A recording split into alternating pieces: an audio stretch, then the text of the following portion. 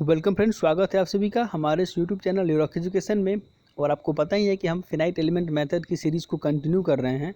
तो उसी continuation video में हमने बहुत सारे प्रॉब्लम स्टेटमेंट्स को लेकर के उसकी सॉल्यूशंस भी की है। और इस सेशन में हम लोग एक टू नोडेड बार एलिमेंट जो कि टू नोडेड बार एलिमेंट का नेचुरल कोऑर्डिनेट सिस्टम में उसके शेप फंक्शंस को हम लोग वहाँ पर डिराइव करेंगे। और उसके साथ एक अटैच्ड क्वेश्चन भी है कि हमें वहाँ पे एक्स कोऑर्डिनेट यानी कि पॉजिटिव एक्स कोऑर्डिनेट में शेप फंक्शंस की वैल्यू कैलकुलेट करनी है at 11 mm from reference. 11 mm from reference से हमको एक शेप फंक्शन की वैल्यू भी कैलकुलेट करनी है। तो पिछले सेशन या पिछले सेशन में हम लोगों ने शेप फंक्शंस कैलकुलेट की थी फॉर 1D बार एलिमेंट के लिए। और वो था एट एल डिस्टेंस तक के लिए। ये नेचुरल कोऑर्डिनेट्स में हम इसको इस्तेमाल कर रहे हैं। -1 to 1 यहाँ पर हमें लेना है। तो प्रोसीजर सिमिलर ही होगा, आप देखिए, आपको खुद अंदाज़ा लग जाएगा कि किस तरीके से एक ही प्रोसीजर्स को फॉलो करते हुए हमें ये डिराइवेशंस करनी पड़ रही हैं। ठीक है, तो यहाँ पे लिखा हुआ है कि the typical bar element in natural coordinate x varying from -1 to 1 as shown in figure. तो उसको यहाँ पे दिया हुआ है, चूँकि ये लीनियर एलिमेंट है तो हम यहाँ पे एक लीनियर पॉलिनोमियल्स लेंगे जिसके displacement u equal to a1 + a2x, और उसको मैट्रिक्स फॉर्म में लिखेंगे, matrix 1x and matrix a1 a2।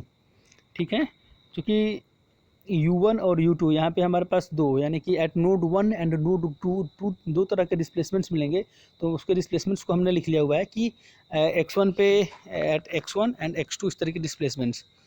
अब कह रहा है कि now putting the values of x at nodes in bar element 1 and 2, यानी कि 1 and 2 जो था हमारा नेचुरल कोऑर्डिनेट था, इसलिए x1 की वैल्यू -1 थी, क्योंकि हमें कहा गया था कि -1 से लेकर के +1 तक की हमें यहाँ पे डेरिवेशन करनी है और उसके बीच की शेप फंक्शंस को कैलकुलेट करनी है। तो यहाँ पे x1 की जो वैल्यूज़ थी वो -1, x2 की जो वैल्यूज़ थी वो +1। तो उसको हमने यहाँ पे पुट कर दिया इस मैट्रिक्स फॉर्म में। तो अब फाइनली यहाँ पे आ गया u1 u2 equal to 1 1 -1 1 and a1 a2। अब हमें a1 a2 को इधर की तरफ लाना है, यानी मैट्रिक्स ऑपरेशन का यूज करके। तो यहाँ पे इन्वर्स में चला गया। तो इन्वर्स को हमें कैलकुलेट करने के लिए आता ही है कि मैट्रिक्स फॉर्म में इन्वर्स को कैलकुलेट करना होता है। जैसे कि मैंने यहाँ पे एरो से डिनोट किया हुआ है कि A inverse equal to adjoint of A upon determinant of ए।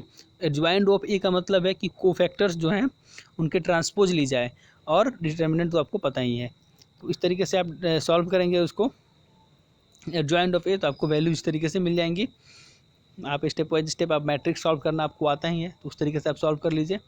फिर यहाँ पे 1/2 1 1 -1 and 1 and u1 and u2 यहाँ पे होना चाहिए। बाय मिस्टेक यहाँ पे u1 छूट चुका है, तो सॉरी फॉर दिस।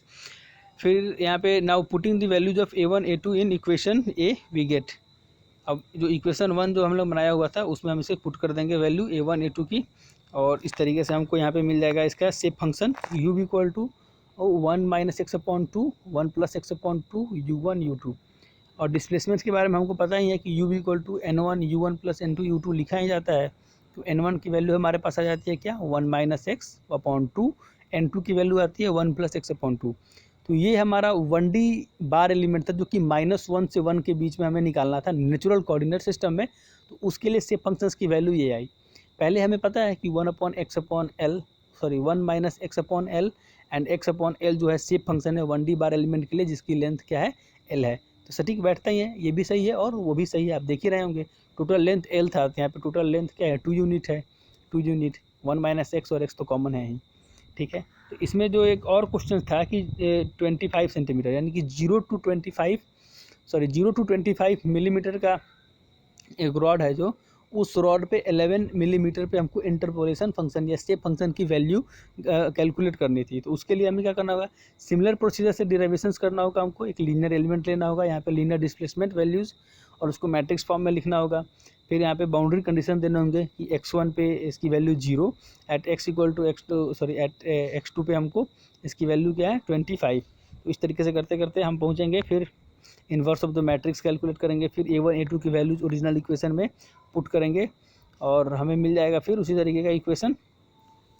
और यहाँ पे एक आप u equal to 1x 1/25 25 0 -1 1 and u1 u2 इस तरीके के वैल्यू मिले थे। यहाँ पर रो मैट्रिक्स और कॉलम मैट्रिक्स है, उसको मल्टीप्लाई करके फाइनल रूप में आपको मिल जाएगा एक 25 - x/25 x/25 and u1 u2, ठीक है, u1 u2। अब x की वैल्यू जब हम कैलकुलेट करेंगे एट 11 mm पे, तो हमको इंटरपोलेशन फंक्शन की वैल्यू मिल जाएगी n1 equal to 14/25, 14/25, and n2 at 11 mm equal to 11/25।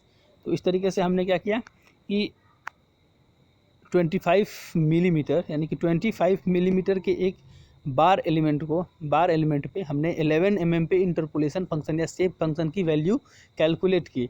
तो अभी तक तो सिर्फ हम शेप फंक्शंस कैलकुलेट करते थे, अब हमें एक पर्टिकुलर पॉइंट पे शेप फंक्शंस की वैल्यू कैलकुलेट करना आ गई। मैंने पहले ही बताया हुआ है कि शेप फंक्शन या इंटरपोलेशन फंक्शन का हम यूज़ करते हैं इंटरमीडिएट पोजीशन पे वैल्यूज़ को फाइंड आउट करने के लिए, क्योंकि हमारे पास जब नोड्स हैं तो नोड्स के बीच में कहीं भी हम इंटरपोलेशन फंक्शन का यूज़ करके हम वैल्यूज़ को कैलकुलेट करेंगे, यानी कि डिस्प्लेसमेंट वगैरह जो भी हमसे पूछा जा रहा है उस चीज़ को यहाँ पे कैलकुलेट करेंगे। इस नेचुरल कोऑर्डिनेट वाले डेरिवेशन से आपको बहुत सारी चीज़ों के बारे में जानकारी मिली होगी, और जो इससे जो टेल्ड इसमें यानी कि जो लास्ट में इसके क्वेश्चंस दिए हुए थे 11 mm वाला, उससे आपको काफ़ी मदद मिली होगी ये और सारी चीज़ों को कैलकुलेट करने में। तो आपने आज बहुत कुछ सीखा। Hope you enjoyed this video. Thank you.